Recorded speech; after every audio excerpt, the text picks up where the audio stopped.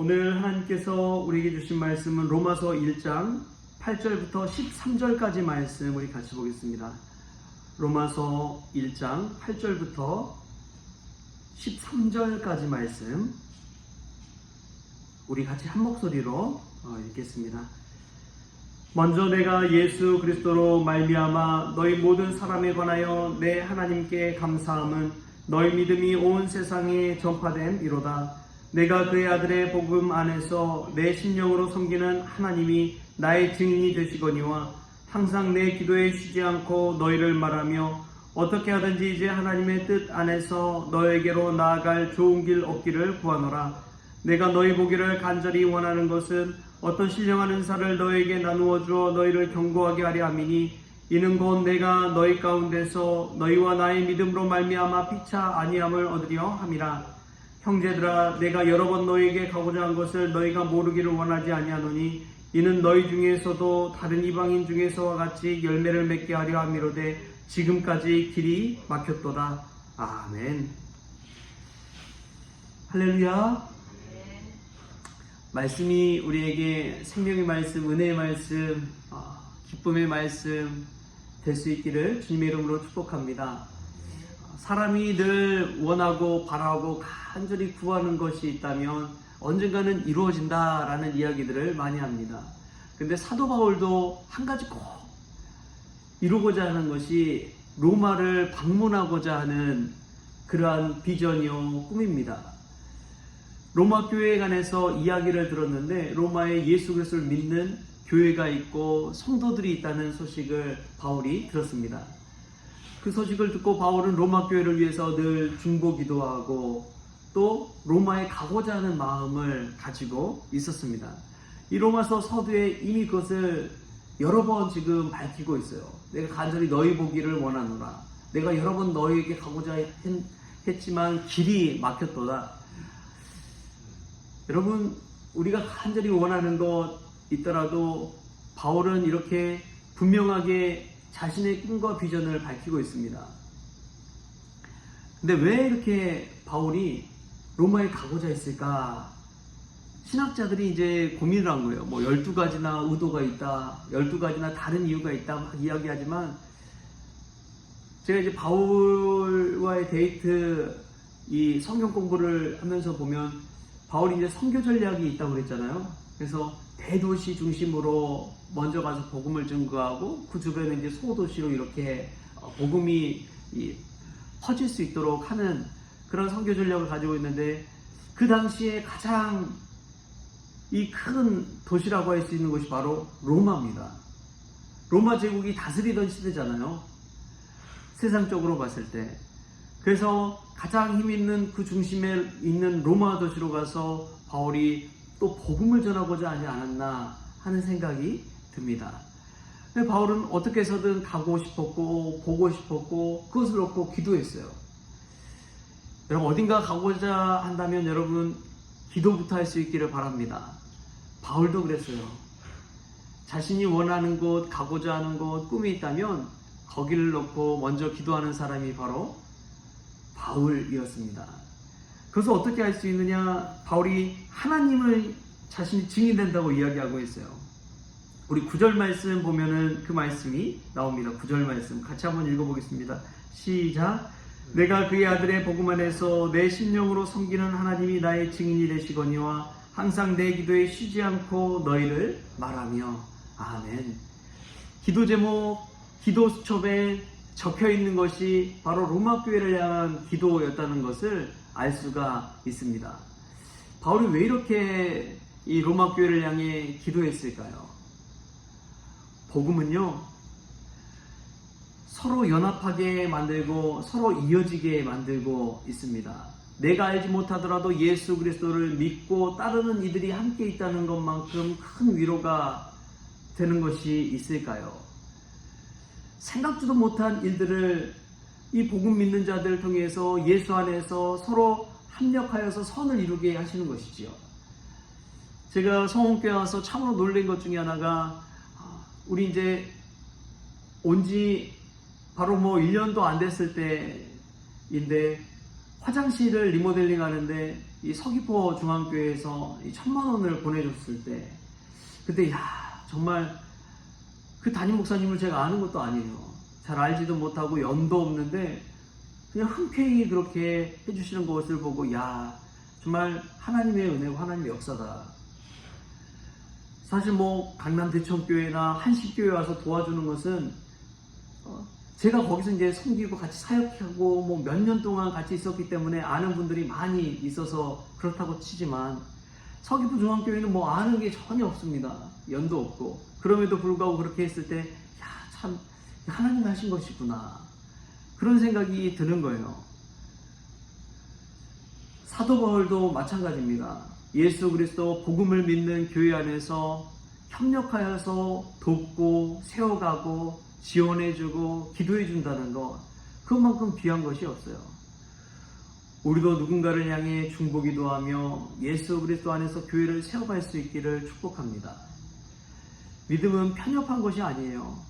복음은 편협한 것이 아닙니다. 복음은 온 세계를 향해 모든 사람을 향해 열려 있기 때문에 그렇습니다. 우리의 복음과 우리의 기도가 이 바울처럼 열린 기도, 열린 마음으로 나아갈 수 있기를 바랍니다. 또 보면은 사도 바울은 로마서에 편지할 때에 이미 로마 안에서 믿음이 있다는 것을 알았습니다. 그럼에도 불구하고 이 로마서 전체의 내용을 보면 복음이 무엇인지, 또 복음을 믿고 따르는 사람은 어떻게 살아야 되는지를 이야기하고 있어요.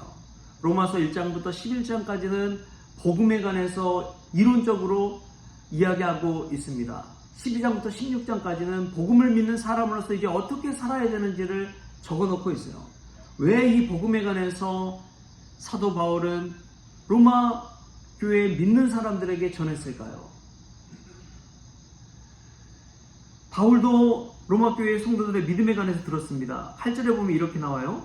먼저 내가 예수 그리스도로 말미암아 너희 모든 사람에 관하여 내 하나님께 감사함은 너희 믿음이 온 세상에 전파된 이로다. 너희 믿음이 온 세상에 전파된 이로다. 이 로마서 편지를 받은 사람들은 복음을 잘 모르는 사람들이 아니에요. 믿음이 없는 사람들이 아닙니다. 믿음이 있는 사람들인데 다시금 복음을 들어야 된다고 바울은 이야기하고 있습니다. 무슨 말이냐? 불신자들만 복음을 들어야 된다는 것이 아니에요. 믿는 자들도 복음을 다시 들어야 된다고 바울은 이야기하고 있습니다. 지금의 교회도 마찬가지입니다. 복음을 다시 들어야 됩니다. 이제 믿는 자들도 죄에 관해서 죄인이라는 말을 듣기 싫어하잖아요. 십자가라는 단어를 듣기 싫어합니다. 은혜와 위로와 평강 듣기를 원하지, 십자가와 죄에 관해서 이야기하면은 귀를 닫아버립니다. 고개를 숙여버려요. 자신은 죄인이 아니라는 것이죠. 내가 무슨 죄를 지었느냐? 오히려 젊은 세대는 당당하게 이야기합니다. 내가 무슨 죄를 지었냐고. 그렇기 때문에 사도 바울은 이 복음에 관해서 분명하게 이야기하고 있는 것입니다. 믿음이 변질되기 시작하면 걷잡을 수가 없습니다. 그래서 이단과 사이비가 생기는 거잖아요. 십자가의 복음을 빼고는 예수 그리스도를 말할 수가 없습니다. 예수 그리스도의 핵심은 십자가요 부활이기 때문에 그렇습니다. 우리의 죄를 대신 지시기 위해 이 땅에 오신 예수 그리스도, 우리의 죄를 대속하시기 위해 이 땅에 오신 예수 그리스도, 그 예수님을 빼놓고는 복음의 알맹이를, 핵심을 전할 수가 없는 거예요. 나 자신의 죄인됨을 깨닫는 이만이 오직 복음을 붙들고 새 사람으로 살아갈 수 있기 때문에 그렇습니다. 나는 죄인이 아니다, 나는 죄를 모른다, 그 이야기할 때 그 사람 절대 변하지 않습니다. 여러분, 교회에서 교양이 있다고 생각하고 도덕적이다 생각하는 사람들을 보십시오. 자기식대로의 예수님을 믿습니다. 윤리적인 예수님을 강조해요. 그러다 보니까 삶의 변화는 나타나지 않습니다. 지식적으로는 알지 모르겠어요. 그러나 그 사람이 인격적으로 변화되거나 달라지거나 새 사람이 되지는 않습니다. 왜냐하면 자신의 죄성을 부인하기 때문에 그렇습니다. 자기 죄를 인정하지 않기 때문에 복음이 그 삶 가운데 영향을 미치지 못하는 거예요. 내가 죄인이 아는데 왜 복음이 내게 필요한가? 이 마음이 그 안에 있기 때문에 그렇습니다. 그러다 보니까요, 목회자들도 설교할 때에 이 십자가의 복음보다도 도덕적이고 교훈적이고 이런 내용을 가지고 이야기하게 돼요. 세상 살 때에 어떻게 살아야 성공하고 어떻게 살아야 처세를 잘하는지에 대해서 이야기하지 십자가의 복음 가지고는 잘 이야기하지 않게 되는 것입니다. 성도들이 듣기 싫어하거든요. 당신은 죄인입니다. 회개하십시오. 이 말을 듣기 싫어요. 아니 신앙생활 잘하고 있는데 왜 내가 회개해야 되느냐? 헌금생활 잘하고 봉사생활 잘하는데 내가 왜 회개해야 되느냐? 이 마음이 은연중에 성도들 가운데 있기 때문에 그렇습니다. 그런데 여러분, 이 십자가의 복음 앞에서 나 자신을 들여다보십시오.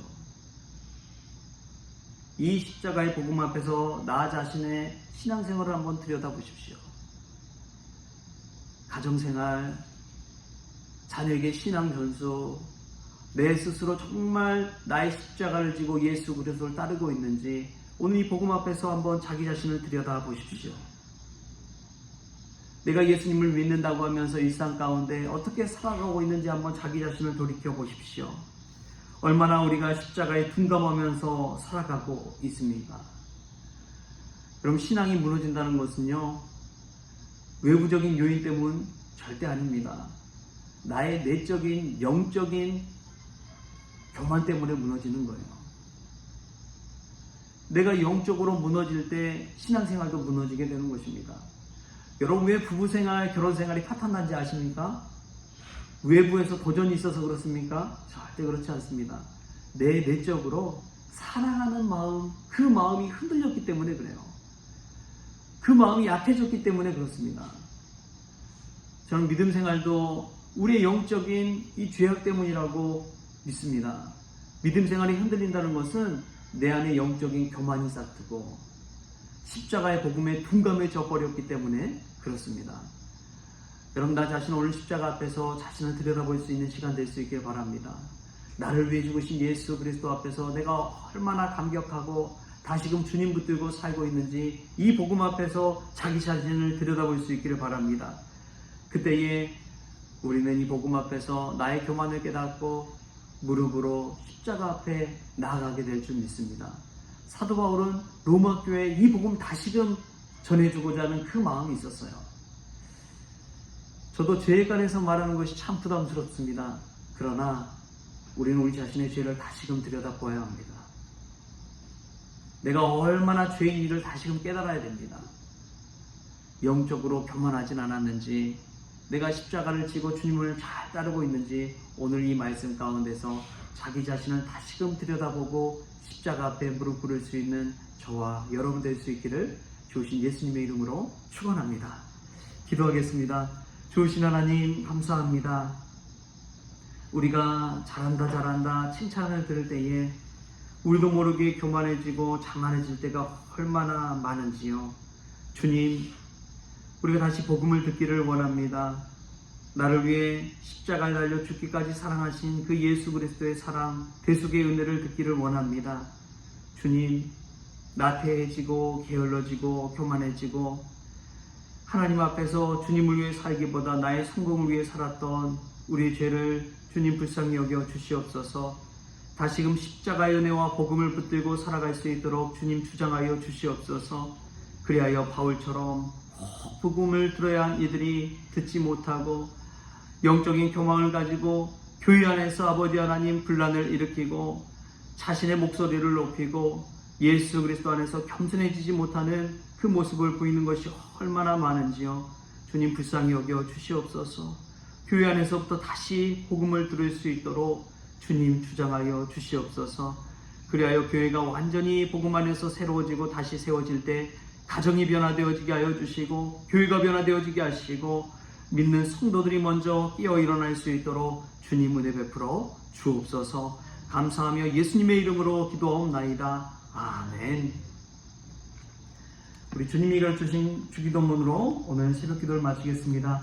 하늘에 계신 우리 아버지여, 이름이 거룩히 여김을 받으시오며 나라가 임하시오며 뜻이 하늘에서 이루어진 것 같이 땅에서도 이루어지이다. 오늘 우리에게 일용할 양식을 주시옵고 우리가 우리에게 죄진 자를 사하여 준 것 같이 우리 죄를 사하여 주시옵고 우리를 시험에 들게 하지 마시옵고 다만 악에서 구하시옵소서. 나라와 권세와 영광이 아버지께 영원히 있사옵나이다. 아멘.